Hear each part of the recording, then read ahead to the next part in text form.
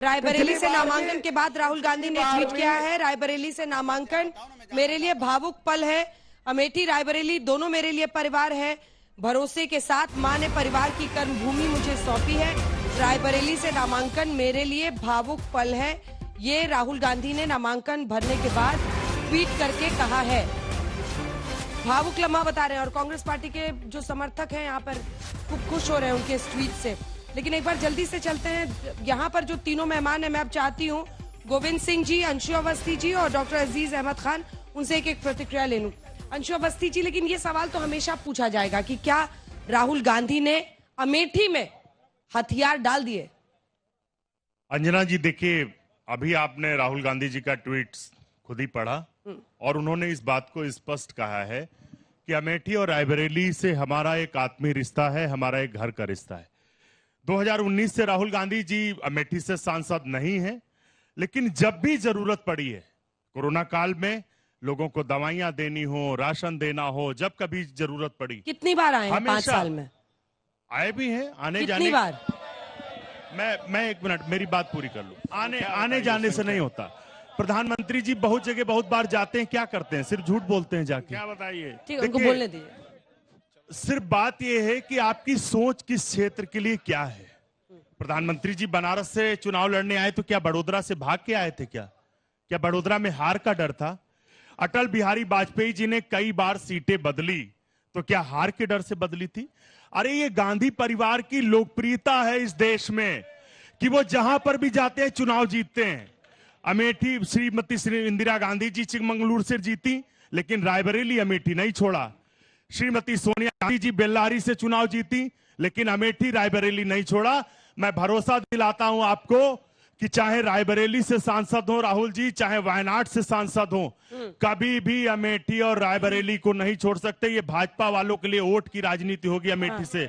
गांधी परिवार का दिल का रिश्ता है, घर का रिश्ता है। कुछ पता है वायनाड का क्या होगा? फिर मान लीजिए रायबरेली से जीतते हैं तो वायनाड छोड़ेंगे या रायबरेली?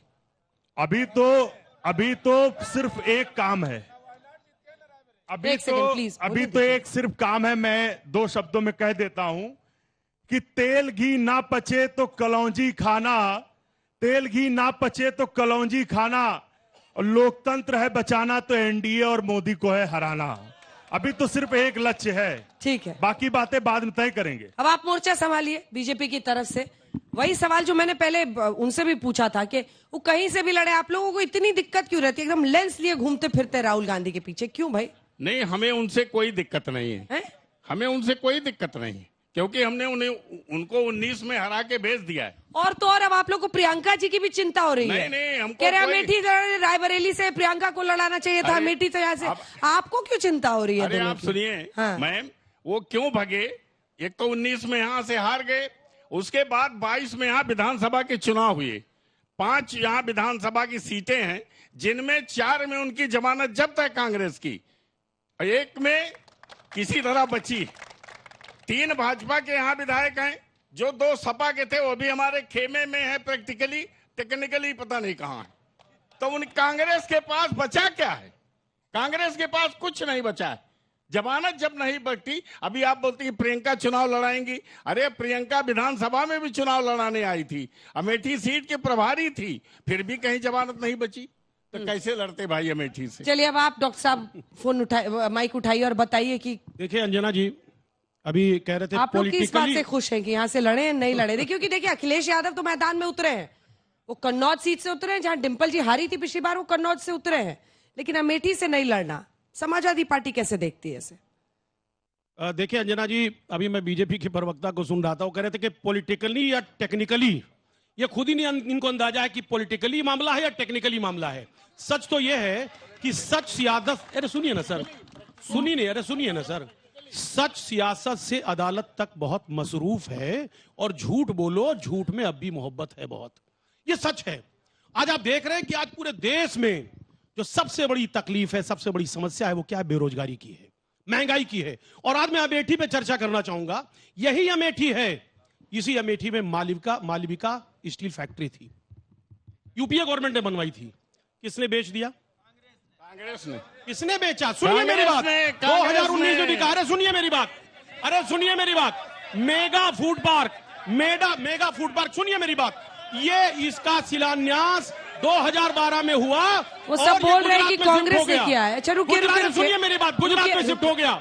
रुकिए, मैं आऊंगी बाबा, मैं आऊंगी। ट्रिपल आईआईटी यूपीए गवर्नमेंट ने बनवाया, आज तक स्टार्ट नहीं हुआ। हम जानना चाहते हैं कि स्मृति ईरानी ने बेरोजगारी खत्म करने के लिए इस अमेठी के लिए क्या किया? कुछ नहीं किया, सिर्फ धोखा और धोखा, इसके अलावा कुछ नहीं। मेरी बात सुनिए आप, देखिए हल्ला करने से कुछ नहीं होता है।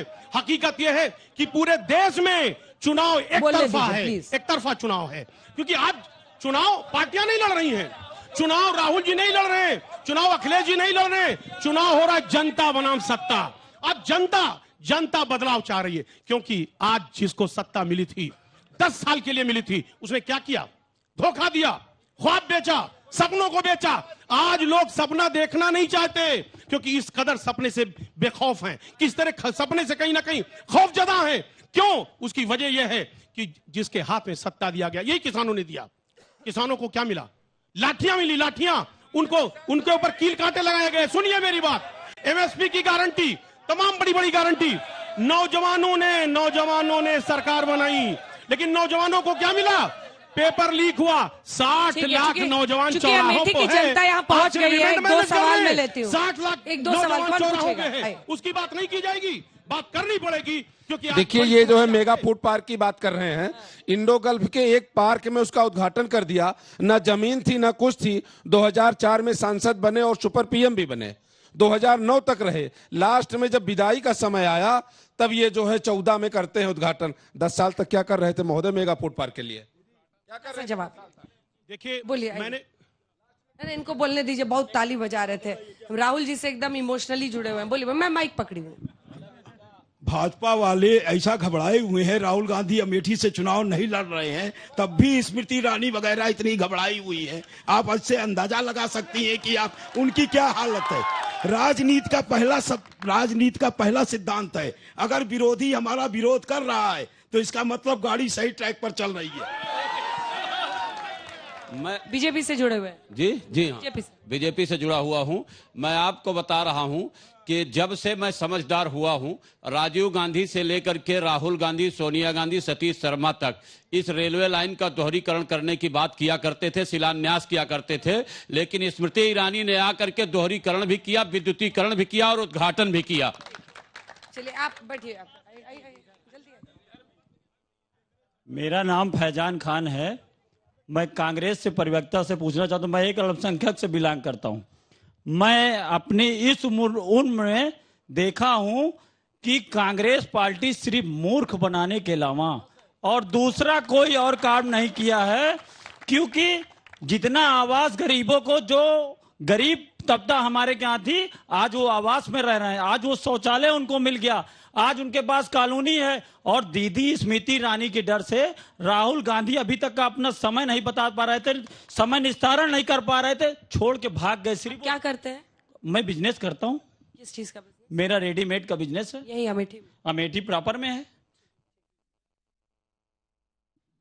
अमेठी जो है जहां पे आप खड़े हैं, ये हिंदुस्तान की एक ऐसी पवित्र धरती है, ये गांधी परिवार से जानी जाती है। यहाँ ऊसर, यहाँ 60 किलोमीटर ऊसर था। 91 में माननीय राजीव जी ने एक मालगाड़ी पायराइट खाद यही अमेठी से लेकर के जायस में बनी, गौरीगंज, हर जगह गिरवाया करते थे।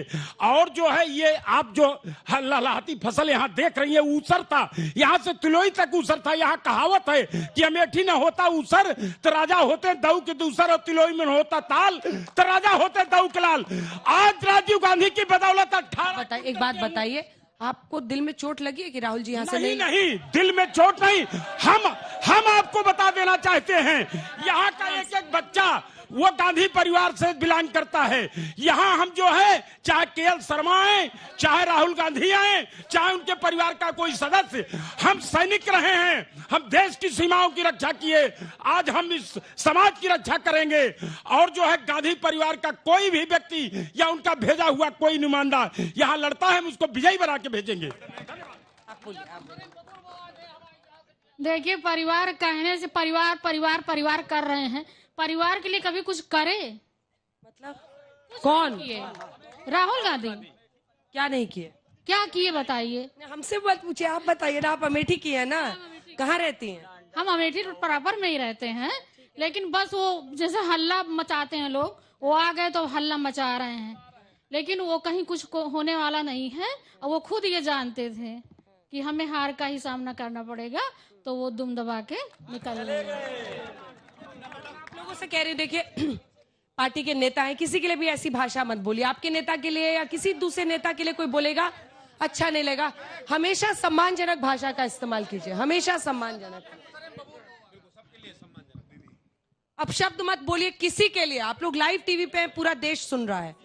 आपकी लोकसभा का दीदी जो सार है कि अब की बार चुनाव का कहता हूं मैं सार,